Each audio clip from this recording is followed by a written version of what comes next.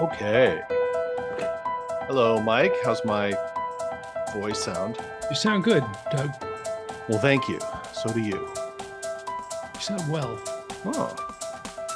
Hello, and welcome to Politics in a Movie with your hosts, Doug and Mike. I'm Doug. And I'm Mike.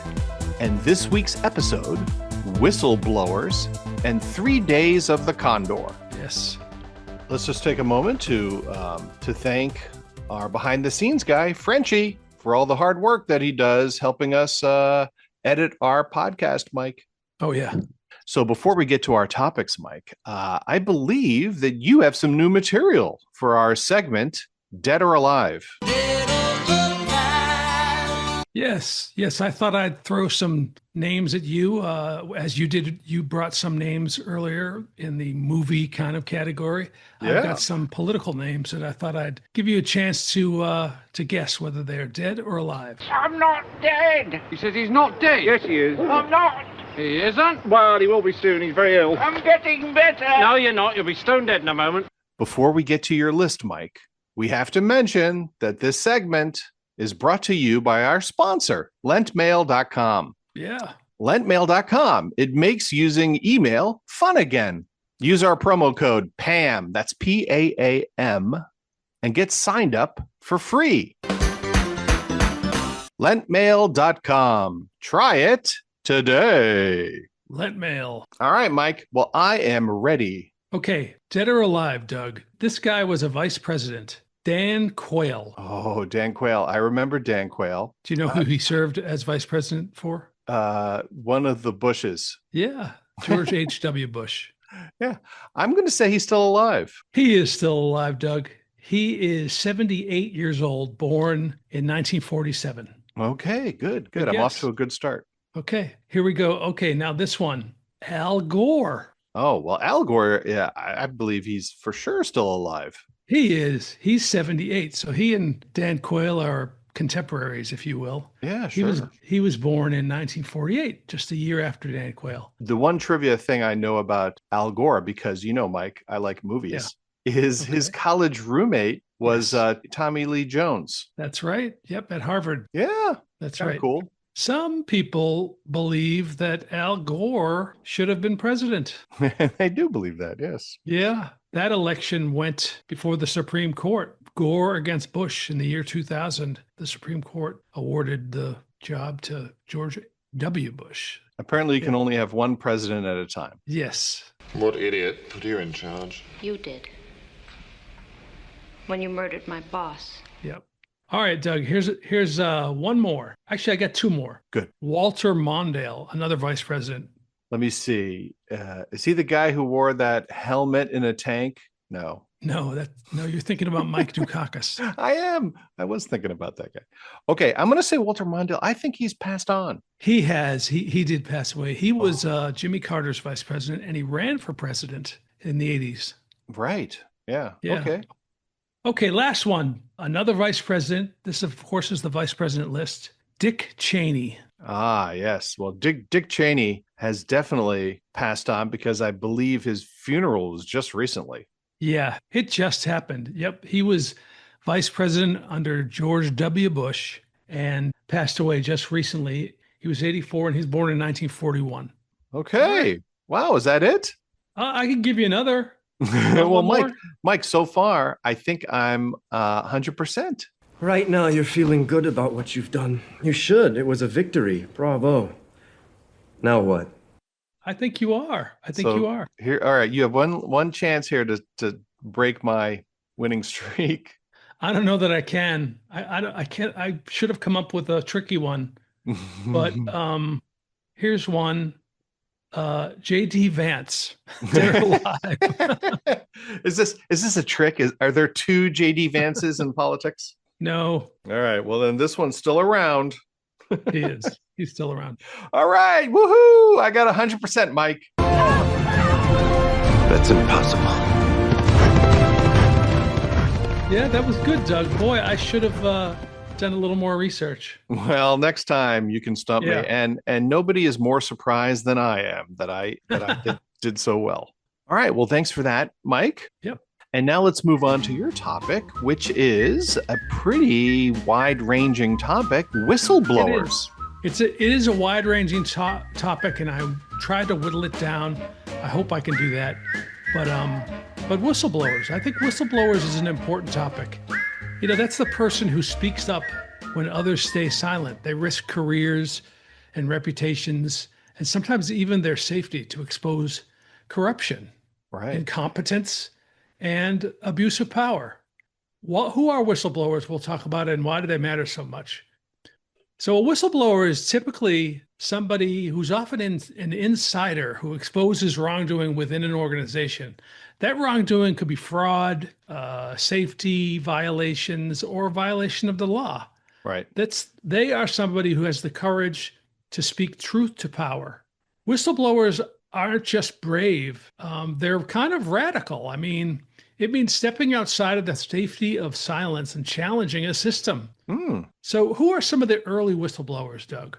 You know, we talked about in our Gilded Age episode, or what did we call that episode? We called it Oligarchies. Oligarchies. Yeah, we talked about the whistleblowers of the early 20th century. The muckrakers, I think, they could be considered whistleblowers. We talked about them. Those were like the members of the press and authors of books who exposed corruption. Yeah, right. Yeah, they included Ida Tarbell, who exposed monopolistic practices in oil. Standard Oil was the big behemoth of the oil industry. Upton Sinclair, who wrote The Jungle. People bring that up, Upton Sinclair's The Jungle, because he exposed unsanitary, horrific conditions in the meat packing industry. Right. And which led to the Pure Food and Drug Act and Meat Inspection Act.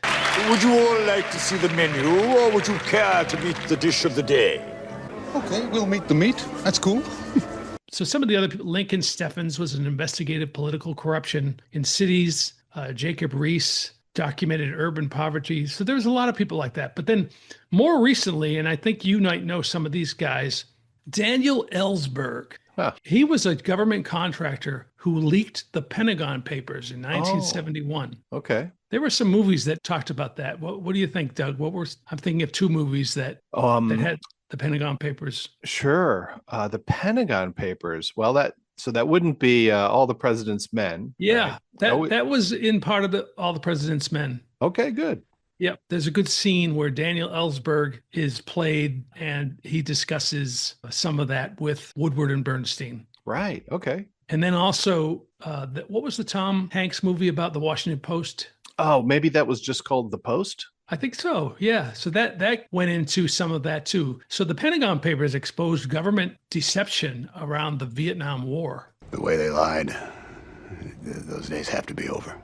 We have to be the check on their power. If we don't hold them accountable, I mean, my God, who will? Oh. Yeah. And these actions by Ellsberg helped to shift public opinion and led to landmark legal battles and press freedom. So he was a big hero, Daniel Ellsberg. Right. Going on, Jeffrey Wigand, he was a former tobacco executive that revealed that cigarette companies were manipulating nicotine levels and hiding health risks. His testimony helped fuel massive lawsuits and regulatory reform. I believe he was also portrayed in the movie by Russell Crowe. Wipe that smirk off your face! Dr. Wigand's deposition will be part of this record. And I'm going to take my witness's testimony whether the hell you like it or not.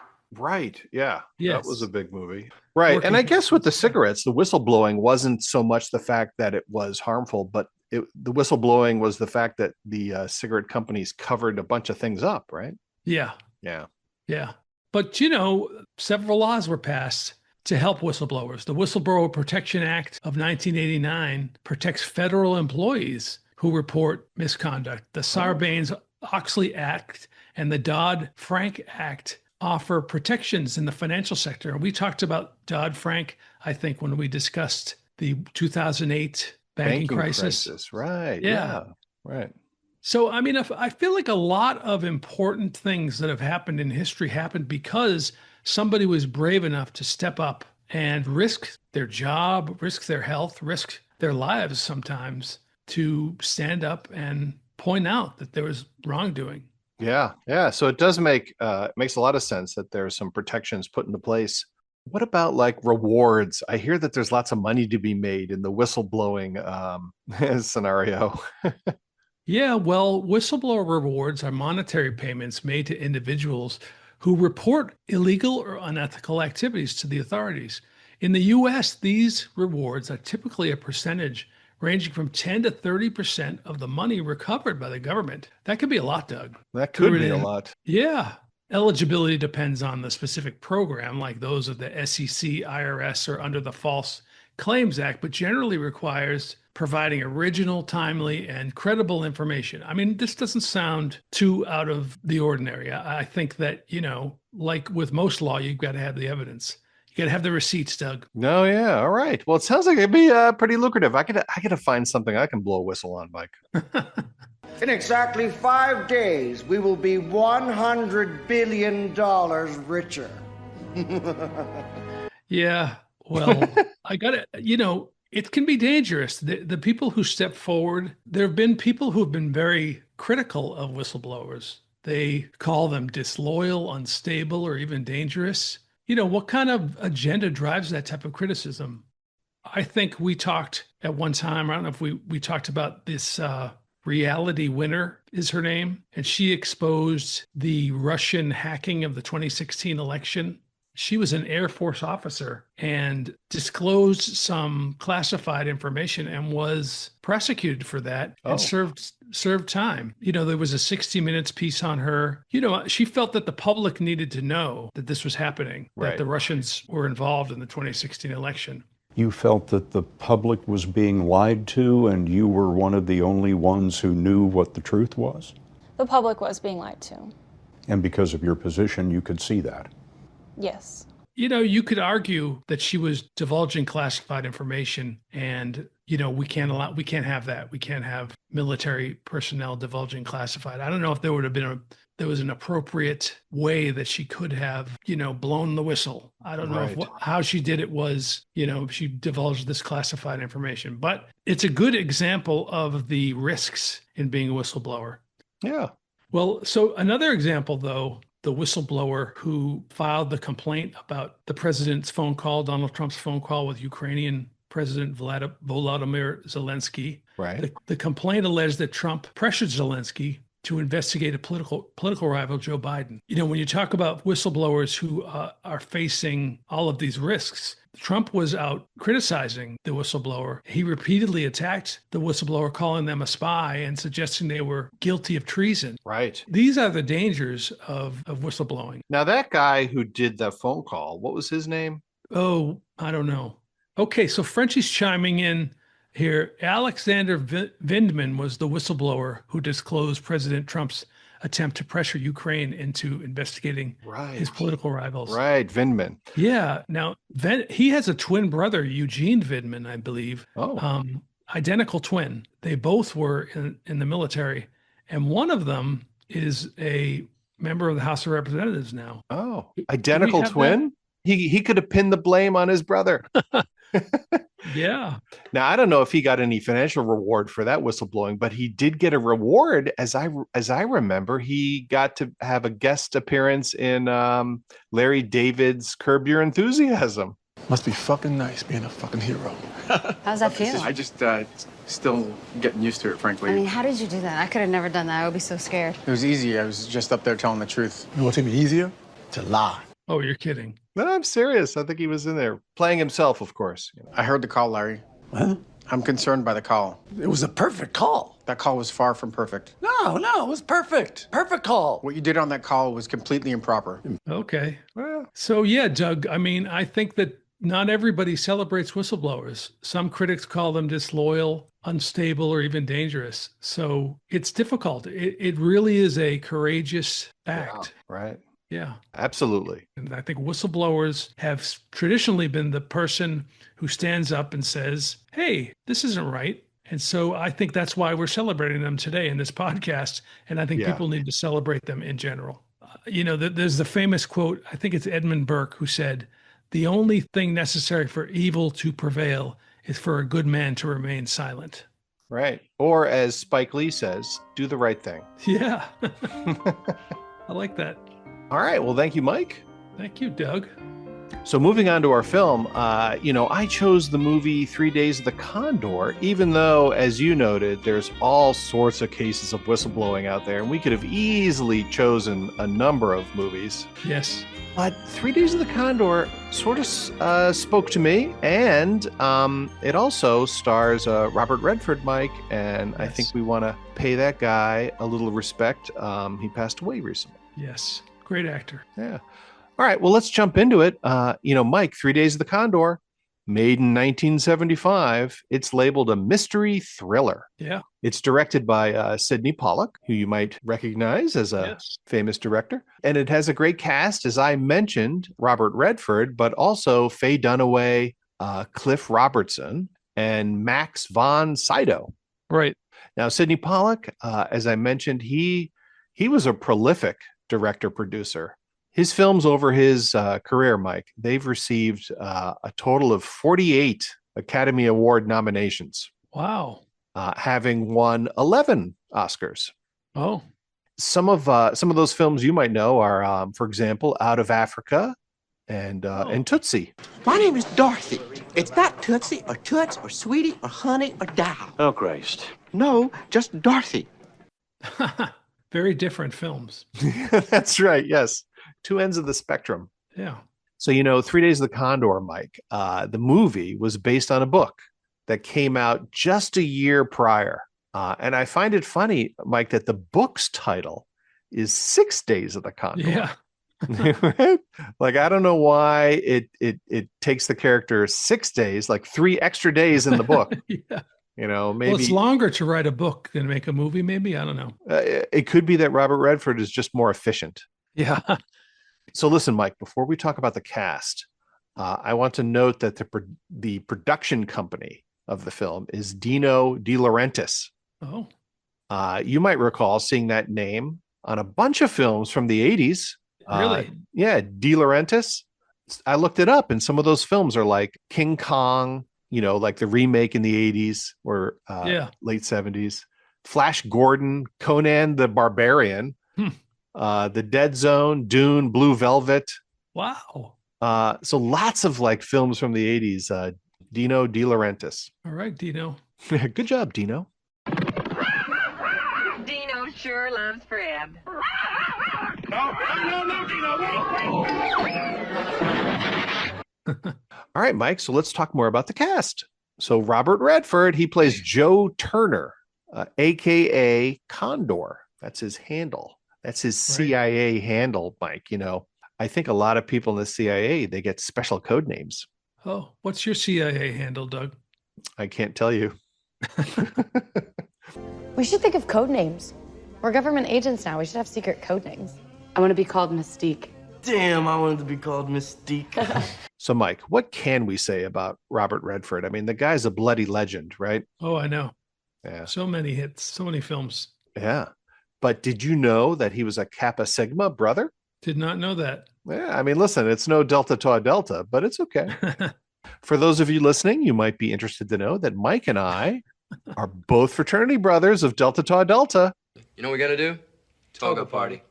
Toga! Toga! Yeah. And Mike, as I mentioned, Redford just passed away just a few months ago from when we're recording this. He passed away in September 2025, age 89. Wow. So I just want to take a moment to give a nod to his impressive body of work. He started in TV, and then he was in a few small films, but his first break in film was Barefoot in the Park with Jane Fonda. What was that? A kiss? Was that a kiss? Corey, I can't kiss you anymore. My lips are numb. That was made in 1967. Wow, that's a long time ago. And then his very next film made him really famous, Butch Cassidy and the Sundance Kid. Oh, yeah. With Paul Newman. Oh, right. Yeah. And then again, he paired with Newman in The Sting 4 years later. Wow. Him playing the Sundance Kid was such a pivotal moment that he named his film festival, the Sundance Film Festival, after it. Yep. And then, Mike, after 3 Days of the Condor, then Redford was in All the President's Men. Oh. Yeah. So that's as we mentioned, another good whistleblower movie. Yes. Great movie. One of the great scenes in that movie is when Woodward and Bernstein are interviewing she's a clerk or a secretary, and Jane Alexander plays that part. Right. And she is so scared to be revealing what she's revealing. You know, it's interesting that you brought up that movie because you're talking about Redford, but that scene in All the President's Men, I think, really illustrates whistleblowing in a very strong, resonating way. Yeah. Well, I agree. Good point. So, Mike, he was in almost 50 films over his career. Wow. So many of the films, you would recognize. But some of them that I found interesting were The Great Gatsby. Oh, yeah. The Electric Horseman, The Natural, of course. Right.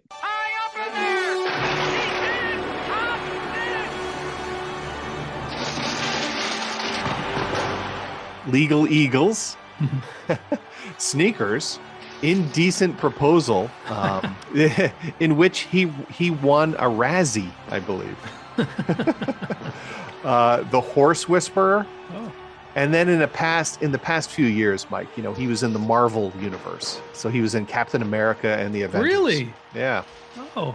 Yeah, he played like a top CIA guy. Oh. A little bit ironic, like he was a whistleblower in All the President's Men, and then he was sort of like the guy covering everything up in the Marvel movies. Interesting. Yeah. Yep. He has a strong list of work. Yeah. And because of that, Mike, it's hard to believe that he only won a single Academy Award over his career. Oh, what was that for? It was in 1981 for Best Director of Ordinary People. Yeah. Wow. Right. All those acting credits, and then he wins an Academy Award for directing. I know, right? Yeah. All right, well, let's continue on with the rest of the cast. So Faye Dunaway plays Kathy Hale. Yep. And Dunaway was a well-known actress in the 60s and 70s. Before 3 Days of the Condor, she was in Chinatown with Jack Nicholson. Look, somebody's gone to a lot of trouble here, and lawsuit or no lawsuit, I intend to find out. I'm not supposed to be the one who's caught with his pants down. And then right after 3 Days of the Condor, she was in that movie Network. I'm as mad as hell, and I'm not going to take this anymore. Oh, right. And in Network, that's where she won her only Academy Award for Best Actress. Oh. And then next up, Cliff Robertson. He plays Higgins. Higgins? CIA officer. And Robertson was also well known in Hollywood in the 60s and 70s, Mike. And he's another actor who has just one Academy Award. Wow. And he won Best Actor from 1968's Charlie. Do you know that movie? No. Well, Charlie was based on the book Flowers for Algernon. You ever read that book, Mike? I've heard that title. No, I don't think I read it. Yeah, I think you were assigned it in grade school and you ignored it.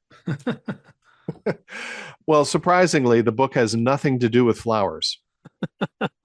And Cliff Robertson actually is probably best known for most people for recently playing Uncle Ben in the Tobey Maguire Spider-Man films. Oh. Uncle Ben? Uncle Ben? Uncle Ben? With great power comes great responsibility. Does Uncle Ben get killed? He does in every Spider-Man movie. All right. And then lastly, I want to mention Max von Sydow, who plays Gilbert. Gilbert Gilbert, Mike, is a freelance French assassin in the movie. Frenchie, did you hear that? Frenchie would call him Le Assassin. Unlike those other actors, Mike, Max never got an Academy Award, although he was nominated twice. Doug, is it not Max von Sydow? Oh, it could be Sydow. I think you might be right. I'll go with that. Okay. So just 2 years before 3 Days of the Condor, he was the priest, Mike, in the movie The Exorcist. Oh. It's the power of Christ. The power of Christ compels you. The power of Christ compels you. So you see him around in a lot of films. He was also in Conan the Barbarian, Hannah and Her Sisters, right? Oh. Ghostbusters 2. Who you gonna call? Ghostbusters! And Minority Report. He was in that film. Wow. But there's one 1984 film that I really love that he's in, Dreamscape. Oh, yeah. Along with Dennis Quaid. Right. So that's a good film. For those of you who haven't seen that, it's a classic 80s film. All right, Mike. Well, let's talk about the film itself. Sure. So I like the opening shots of New York City. Right. Where they show Redford riding like his little motor scooter through the streets. And they have beautiful aerial shots of New York City, right? It was a real throwback to the 70s. It felt like I was remembering us having all these feels, about the 70s and cars and architecture and fashion. Yeah. I love watching these movies from the past. And of course, when you see these shots of New York City, you see the Twin Towers. They're very prominent. Yeah. And it's really nice to see those towers in these older films, Right. Many people, Mike, might not know that the towers themselves had their dedication in just April of 1973. Wow. Yeah. So it's kind of crazy to think that when we see them in this film, they really had just been built a few years prior. Yeah. And of course, they fell to the attack 26 years after this film. Yeah. Wow. That's nothing. That's nothing. That's crazy to think that. Yeah.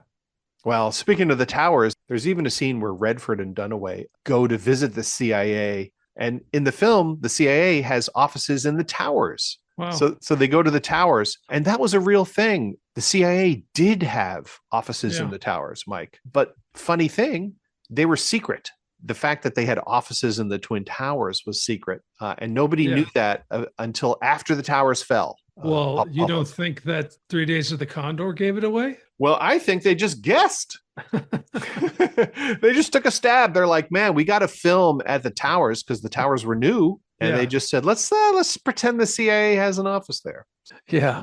Anyway, in the opening minutes of the film, Mike, we get to see where Redford is working. He works for the CIA as like an analyst.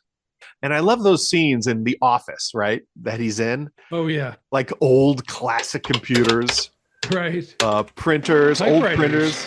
Yeah. I mean, it's all brand new back then, but they even had a scanner, like a paper scanner that would actually, you put the book on it and a little device would turn the pages as it scans. Yeah. And also in the beginning, Redford makes a lunch run down to like a diner or down the street. Yeah. And I love that scene, like a classic New York City diner. It's like all hustle and bustle and people are ordering sandwiches and, they know Redford because he's there every day. So I just love these little details in the film, like, that reflect New York City. Another thing I love in these opening sequences is when you see Max von Sydow. He's such a polite assassin, Mike.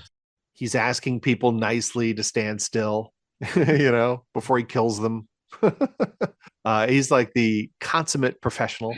And I like the part where he's sitting in a car and he's watching all the people who work in that office that Redford's in. He's watching them arrive to the building and he compares each one to like a little set of photos that he has, right? Yeah. And I love that the photo he pulls out of Redford looks just like Redford's Hollywood headshot. Yeah. I bet the producers saved some money. They just pulled it from the casting folder. That's a detail only you would notice, Doug. Oh, well, thank you. So, the film takes 20 minutes to do this setup of him in the office and the office gets attacked. And now Redford's on the run, Mike. Yes. He's on the run and he calls into CIA headquarters. And I love this scene because, number one, he's using a payphone. I'm at a payphone trying to call. Yeah.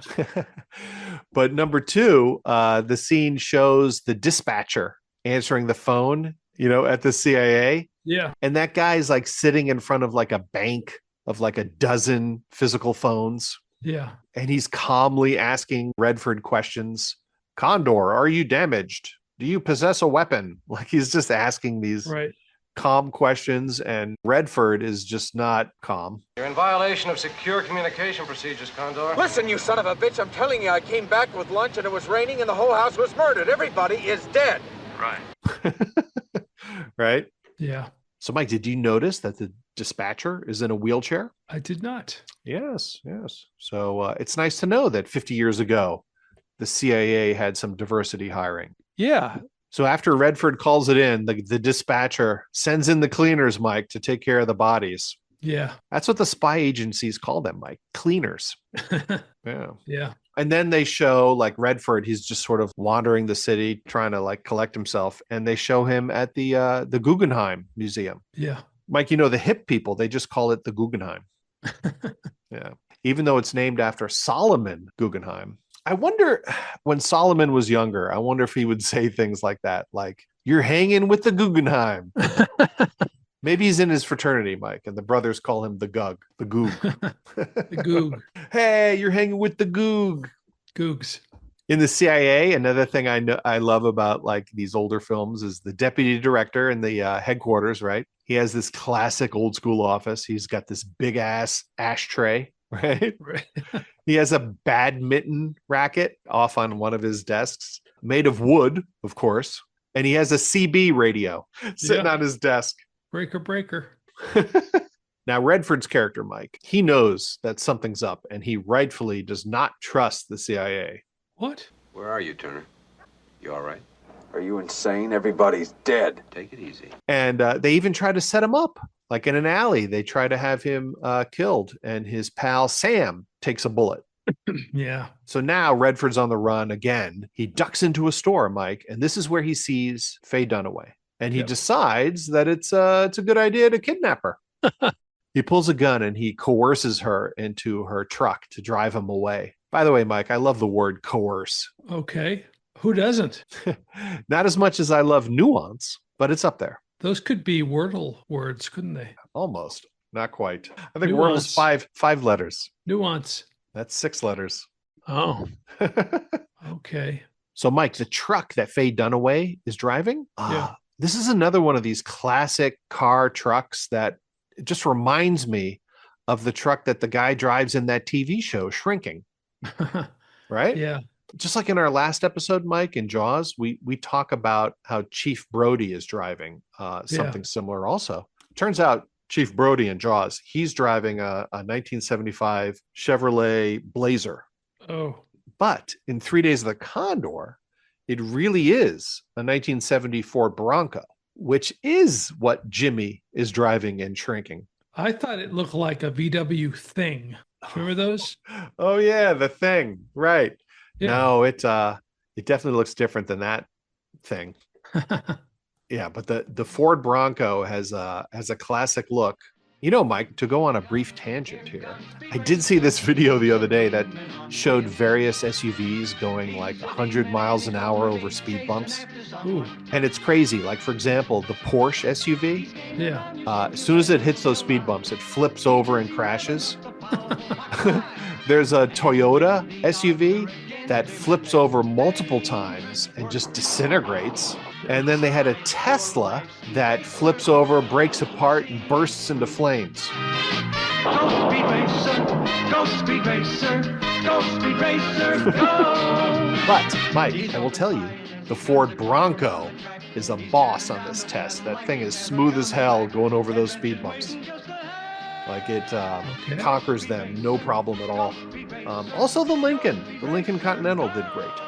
So there you go, Mike. So back to our movie.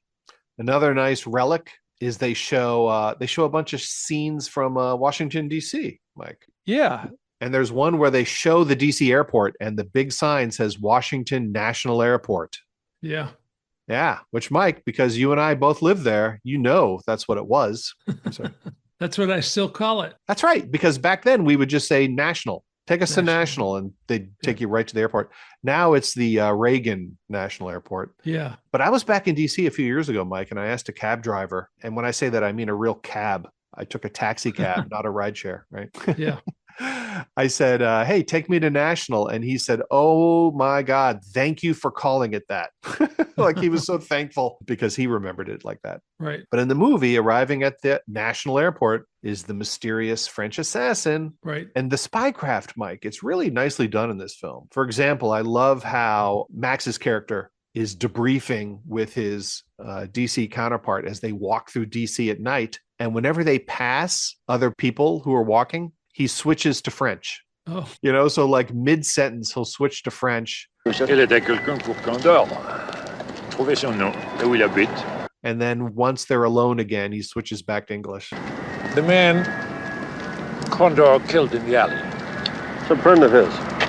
And Redford's character is great since he is so well read, right? He's an analyst. Yeah. That he knows all sorts of things about like locksmithing, tapping phone Yeah. lines, right? Detecting regional accents. He displays all these skills in the film. And, he does a bunch of hacking on the phone system. And I studied that, and those hacks are real that he uses on the phone system back then. Interesting. And the film does a lot of these things accurately, which I respect, Mike. Yeah. Also, you know what another thing I respect in some of these films is the film uses real phone numbers. They don't just use the silly 555 numbers that so Right. many other movies use. So you probably could call some of those phone numbers today, Mike, and get somebody. That just reminded me of something I saw on Instagram where they kept asking people, what year did you graduate from high school?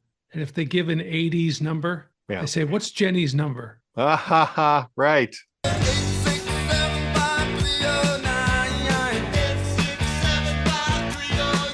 Yes. You know what's funny about that phone number? It includes the numbers that are very popular these days. Yeah. Hey, Scott, how's your diabetes, man? My diabetes? Yeah, what's your A1C at? 6.7! 6.7! Oh my God! So fucking funny! Mike, I got to tell you, this movie has everything. It's got intrigue, love scenes, phone books. Gotta have phone books in a movie. Yeah, it just puts in that extra something. The scenes with Dunaway, they're very interesting, and I like her portrayal. She's an elegant character. So she says things like, "You bully," right? And when he's like tying her up, she says, "This is unfair." Yeah. And she really didn't have to talk like that, Mike, because the movie was rated R. But to be honest, she does do some good cursing later. Oh, yeah. But the action scenes, Mike, the action scenes are great too. I like when the mailman assassin comes a knocking, right? Yeah. He pulls the classic, "My pen doesn't work. Do you have one?" He pulls that trick to get in. Yeah. That's like a real trick. I just read some story the other day. Somebody pulled that trick to get into someone's apartment to steal their laptop because they had Bitcoin on it.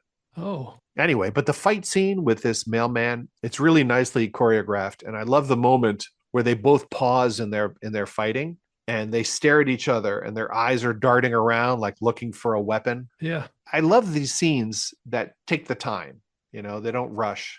Yeah. And I feel that there's lots of parallels in this film, Mike, to other more recent movies, that I think took a page from 3 Days of the Condor. For example, these fight scenes sort of remind me of the fighting in Bourne Identity. Oh.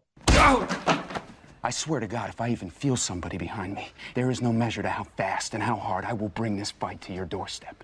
The phone hacking that he does reminds me of stuff in that film, FX. You know you're the only one who can do this job. You know that, Raleigh. We're talking about a very special effect here. And then a guy who's not a spy, but he's getting thrown into the spy world reminds me of the movie Marathon Man. Whoever killed him will probably want to speak to you. I don't know anything. Well, they can't be sure until they talk with you, can they? Oh. So lots of films kind of, I think, learn something from this movie. Yeah. And then, like I said, I love, the French Assassin. He has this wonderful final scene with Redford. He plays such a professional, and he's both impressed and curious by Redford. Like, how did you survive this long? Yeah. And he gives Redford advice, and he suggests that he move to Europe and become a freelancer like him. Now, that would be an interesting sequel, Mike. Sure. And Mike, the very final scene, right, is in front of the New York Times. And it's memorable and it's a little bittersweet, their interactions. Oh, yeah. Boy, what is it with you people? You think not getting caught in a lie is the same thing as telling the truth? You poor dumb son of a bitch. You've done more damage than you know. I hope so. You're about to be a very lonely man. It didn't have to end this way. Of course it did. But that's the tie-in, Mike. At the very end of the movie, Condor becomes a whistleblower to the New York Times. All right. Yeah. I enjoyed the movie. I was glad to see it. I think there are certain movies that are getting lost, to time, and they're classics. I'm glad you picked it, Doug. Well, good. I'm glad you liked it, Mike. Yeah. All right. Well, listen, I think that does it for this episode. Yeah. So for all of us here at Politics in a Movie, thank you for listening. And you can check out our website at politicsandamovie.com. Yeah. Well, thank you, Mike. Thanks, Doug. And thank you, Frenchie. Higgins, Deputy Director. I'm holding the baby. Go ahead. This is Higgins, Deputy Director, New York. Who's bringing him in? Higgins. Higgins. Condor 1-1, Mr. Higgins. Who is this? Deputy Director Higgins, New York Center. What did Higgins say? What did Higgins say? He said he wouldn't be there. Dear Mr. Higgins. Now, why is that going to make anybody mad, Higgins? Get me in, Higgins. Find me Higgins. Hey, Higgins. Where are you, Higgins? Why aren't you further along, Mr. Higgins? Mr. Higgins, you do understand the company's position. Higgins! Nice talking to you, Higgins. Oh, wait a minute. Have a nice day. Operator? Cliff Robertson? That's AT&T. The more you hear, the better we sound. Reach out and touch someone.